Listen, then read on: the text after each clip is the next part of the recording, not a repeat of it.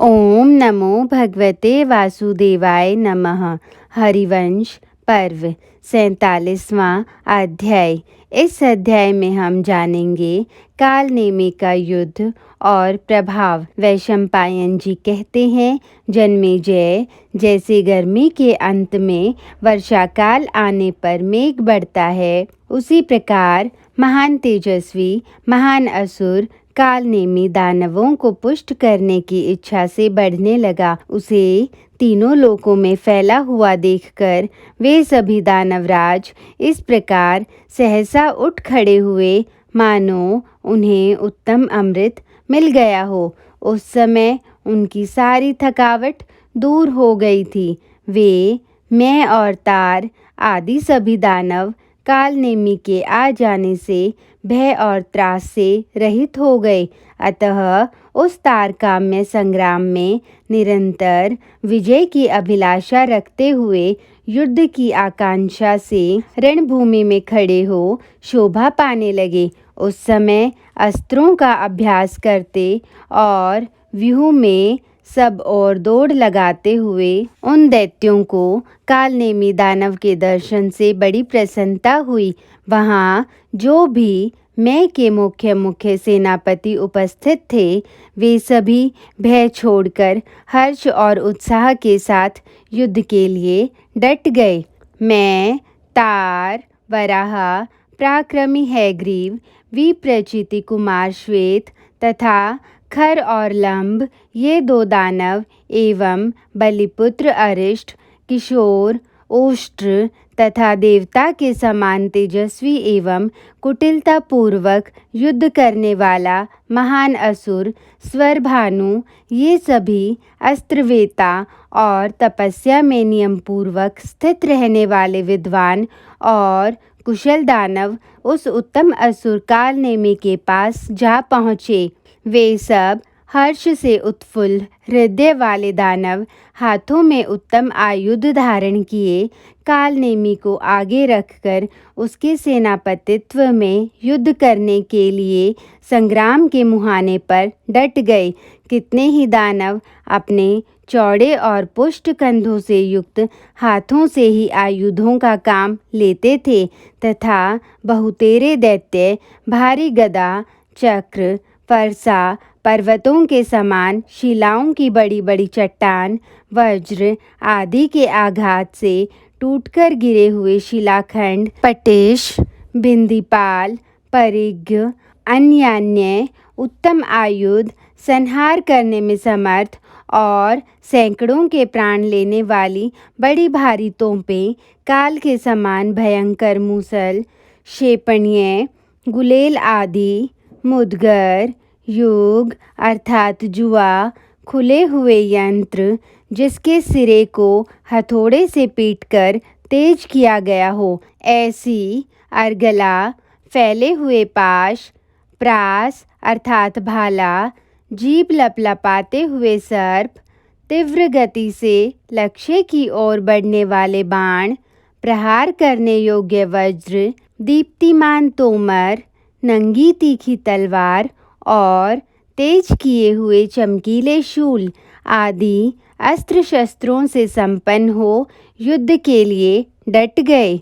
जहाँ चमकते हुए श्रेष्ठ अस्त्र शस्त्र विद्युत की भांति प्रकाशित हो रहे थे, वह दानव सेना वर्षा काल में छिपे हुए नक्षत्र वाले मेघ और बिजली से युक्त आकाश के समान शोभा पा रही थी। इधर चंद्रमा और सूर्य की प्रभा से उद्भासित तथा उनके शीतल और उष्ण तेज के द्वारा दैदीप्यमान हुई वह इंद्रपालित देवसेना भी अनुपम शोभा से संपन्न हो रही थी। वायु के समान वेगवती तथा सौम्य भाव से संपन्न देवताओं की वह दिव्य एवं विशाल सेना तारागणों को पताका रूप में धारण करती थी, मेघमय वस्त्रों से आच्छन्न थी तथा ग्रह और नक्षत्र मानो उसके शुभ्र हास थे। यम, इंद्र, कुबेर और बुद्धिमान वरुण के द्वारा उसकी रक्षा की जा रही थी। उसमें प्रकाशमान अग्नि और वायुदेव भी विद्यमान थे। वह भगवान नारायण के आश्रित थी। देखने में उमड़े हुए समुद्र की अगाध जल राशि के समान जान पड़ती थी। विविध प्रकार के अस्त्रों से संपन्न होने के कारण भयंकर प्रतीत होती थी तथा यक्ष और गंधर्व उसकी शोभा बढ़ा रहे थे। जैसे प्रलय काल में द्युलोक और पृथ्वी दोनों एक दूसरे से टकराते हैं, उसी प्रकार उन दोनों सेनाओं में उस समय वहां गहरी भिड़ंत हुई। देवताओं और दानवों से भरा हुआ वह युद्ध बड़ा भयंकर हो चला। एक और उदारतापूर्ण क्षमा थी तो दूसरी ओर क्रूरतापूर्ण पराक्रम। यह दर्प और विनय का युद्ध था। उन दोनों सेनाओं से रोष में भरे हुए भयंकर देवता और असुर निकले तथा युद्ध के लिए आगे बढ़े, ठीक उसी तरह जैसे पूर्व और पश्चिम के समुद्रों से शुद्ध मेघ प्रकट हुए हों। उन दोनों सेनाओं से हर्ष और उत्साह में भरे हुए देवता और दानव युद्ध के लिए निकले, मानो फूलों से सुशोभित दो पर्वतीय वनों से बहुसंख्यक हाथी निकल आए हों। उस समय दोनों दलों के सैनिक बारंबार नगाड़े पीटने और शंख बजाने लगे।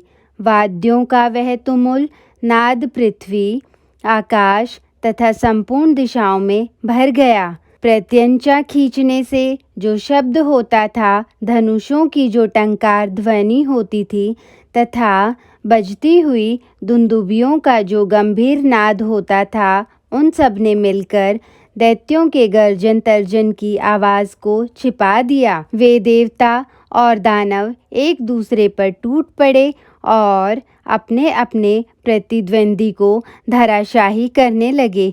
द्वंद्व युद्ध की इच्छा रखने वाले अन्य योद्धाओं ने अपनी भुजाओं द्वारा शत्रुओं की भुजाएं तोड़ डाली। देवता लोग युद्ध में भयंकर वज्र तथा अच्छे लोहे के बने हुए परिघ का प्रयोग करने लगे और दानव उनके ऊपर तलवारें और भारी गदाएं चलाने लगे। गदाओं के आघात से कितने ही योद्धाओं के अंग चूर चूर हो गए, कितनों के शरीर बाणों की चोट खाकर टुकड़े टुकड़े हो गए, कितने ही गहरी चोट से पछाड़ खाकर पृथ्वी पर गिर पड़े और कितने ही पीठ ऊपर किए औंधे मुंह लुढ़क गए। तदंतर उस सम्रांगण में रोष आवेश से भरे हुए उभय पक्ष के सैनिक घोड़े जुते हुए रथों और शीघ्रगामी विमानों द्वारा आगे बढ़कर एक दूसरे से भिड़ गए। रणभूमि में कितने ही रथी और पैदल योद्धा शत्रु के सामने आते और कितने ही पीठ दिखाकर भागने लगते थे। उस समय उन रथियों को रथी और पैदलों को पैदल योद्धा सामने आकर रोक लेते थे।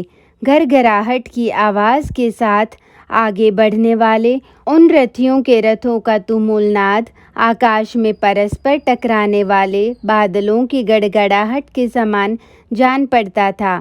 कितने ही रथों ने विपक्षियों के रथों को तोड़ डाला और कितने ही शत्रु पक्ष के रथों से रोंदे जाकर धूल में मिल गए। दूसरे बहुत से रथ अन्य रथों द्वारा मार्ग अवरुद्ध हो जाने के कारण आगे बढ़ने में असमर्थ हो गए। कितने ही दर्प में भरे हुए योद्धा सम्रांगण में एक दूसरे के शरीर को अपनी दोनों भुजाओं से दूर हटाकर आगे बढ़ जाते थे। वहाँ ढाल और तलवार लिए हुए सैनिक जब शत्रु पर प्रहार करते थे, उस समय उनके आभूषण झंकृत हो उठते थे। दूसरे बहुत से सिपाही जो युद्ध स्थल में मारे जाकर अस्त्रों से विदीर्ण हो गए थे, उसी प्रकार रक्त वमन करते थे। जैसे वर्षा काल में मेघों की घटाएं गिर आने पर वर्षा करने वाले बादल जल की धारा गिराते हैं, वह संग्राम अस्त्र शस्त्रों से गुंथ गया था। दोनों ओर से फेंकी और उछाली जाने वाली गदाओं से मलिन हो रहा था तथा देवता और दानवों के क्षोभ से व्याप्त होकर अत्यंत भयानक प्रतीत होता था। वह युद्ध एक दुर्दिन के समान जान पड़ता था। उसमें दानव ही महान मेघों की घटा के समान घिर आए थे। देवताओं के चमकीले अस्त्र शस्त्र विद्युत की सी प्रभा बिखेर रहे थे तथा दोनों दलों की ओर से एक दूसरे पर जो बाणों की बौछार हो रही थी वही मानो वर्षा थी। इसी बीच में कुपित हुआ महान असुर कालनेमी समुद्र की जलराशि से परिपूर्ण होकर बढ़ने वाले मेघ के समान अपना विशाल रूप प्रकट करने लगा। मस्तक पर बिजली के चंचल आभूषण धारण किए, प्रज्वलित वज्र की वर्षा करने वाले पर्वत शिखरों के समान विशालकाय बादल उसके शरीर से टकराकर चूर चूर हो जाते थे। जब वह क्रोधपूर्वक लंबी सांस खींचता था उस समय उसकी बाहों में बल पड़ने से पसीने की बूंदें टपकने लगती थी और मुख से वज्र तथा प्रचंड वायु से युक्त आग की लपटें निकलती रहती थी। उसकी भुजाएं आकाश में तिरछी और ऊपर की दिशा में बढ़ने लगी। वे ऐसी जान पड़ती थी मानो 5 मुख वाले काले सर्प अपनी जीभ लपलपा रहे हों। जैसे ऊंचे पर्वत आकाश को घेर लेते हैं, उसी प्रकार उसके चलाए हुए नाना प्रकार के दिव्य अस्त्र शस्त्र, धनुष और परिघों ने व्योम मार्ग को ढक दिया। वह युद्ध के मुहाने पर खड़ा था और वायु के वेग से उसके वस्त्र ऊपर की ओर फहरा रहे थे। उस समय वह संध्या काल की धूप से व्याप्त शिखर वाले प्रकाश युक्त दूसरे मेरु के समान शोभा पाता था। अपनी जांघों के वेग से फेंके गए शैल, शिखरों और बड़े बड़े वृक्षों द्वारा वह देवताओं को उसी तरह धराशायी करने लगा जैसे इंद्र ने वज्र से महान पर्वतों को पृथ्वी पर गिरा दिया था। उस युद्ध में कालनेमी की मार खाकर घायल हुए देवता चलने फिरने की भी शक्ति खो बैठे। उसकी भुजाओं के आघात से तथा शस्त्रों एवं खड्गों की चोट से उनके मस्तक और वक्षस्थल छिन्न भिन्न हो गए थे। कितने ही यक्ष, गंधर्वराज और बड़े बड़े नाग उसके मुक्कों की मार से मर गए और कितने ही विदीर्ण होकर पृथ्वी पर गिर पड़े। उस युद्ध में कालनेमी ने देवताओं को इतना भयभीत कर दिया कि वे अपनी सुध बुध खो बैठे और बहुत यत्न करने पर भी उसका कोई प्रतिकार न कर सके। उसने रणभूमि में ऐरावत पर बैठे हुए सहस्त्र नेत्रधारी इंद्र को बाणों के बंधन में बांधकर स्तब्ध कर दिया। वे वहां से चलने में भी असमर्थ हो गए। सम्रांगण में कालनेमी ने वरुण का पाश छीनकर उन्हें उससे वंचित कर दिया। अतः उनका युद्ध विषयक सारा व्यापार ठप हो गया। वे निर्जल बादल और बिना पानी के समुद्र की भांति श्रीहीन हो गए। उस रण क्षेत्र में उसके काल रूपी परिघों की मार खाकर लोकपालेश्वर कुबेर विलाप करने लगे। उसने उनसे धनाध्यक्ष कुबेर के कार्य का बलपूर्वक त्याग करा दिया। सबके प्राण लेने वाले दंडधारी यम को भी उसने रणभूमि में याम्य दशा अर्थात अचेतन अवस्था को पहुंचा दिया। अतः वे भयभीत होकर अपनी दक्षिण दिशा में घुस गए। इस प्रकार समस्त लोकपालों को दूर भगाकर उसने उन सब के कार्य का संपादन अपने हाथ में ले लिया और संपूर्ण दिशाओं में स्थापित करने के लिए अपने शरीर को 4 प्रकार का बना लिया। उसने राहु के दिखाए हुए दिव्य नक्षत्र पथ में जाकर राजा सोम की राजलक्ष्मी तथा उनके विशाल राज्य का भी अपहरण कर लिया। उसने उद्दीप्त किरणों वाले सूर्य को स्वर्ग द्वार से हटा दिया तथा अयन सहित उनके सारे राज्य और दिन संबंधी कर्म को भी उनसे छीनकर अपने अधिकार में कर लिया। काल नेमी ने अग्नि को देवताओं के मुख में स्थित देख स्वयं बलपूर्वक उन्हें अपने मुख में स्थापित किया और वायु को भी वेग से पराजित करके अपनी आज्ञा के अधीन कर लिया। समुद्रों सहित संपूर्ण सरिताओं को बलपूर्वक ले आकर कालनेमी ने अपने पराक्रम से उन सबको वश में कर लिया। समस्त सागर उसके शरीर रूप हो गए थे। उसने आकाश और पृथ्वी के जल को अपने वश में करके उसके ऊपर पर्वतों द्वारा सुरक्षित पृथ्वी को स्थापित किया। समस्त लोकों को भय देने वाला वह महान दैत्य पंच महाभूतों का अधिपति एवं सर्वलोक में होकर स्वयंभू ब्रह्मा के समान शोभा पाने लगा। उस युद्ध स्थल में दानव कालनेमी एकमात्र स्वयं ही समस्त लोकपालों के रूप में प्रतिष्ठित हुआ था। चंद्रमा, सूर्य और अन्य ग्रह सबके रूप में उसका शरीर ही काम कर रहा था। अग्नि और वायु भी उसके शरीर बन गए थे। इस प्रकार उसकी बड़ी शोभा हो रही थी।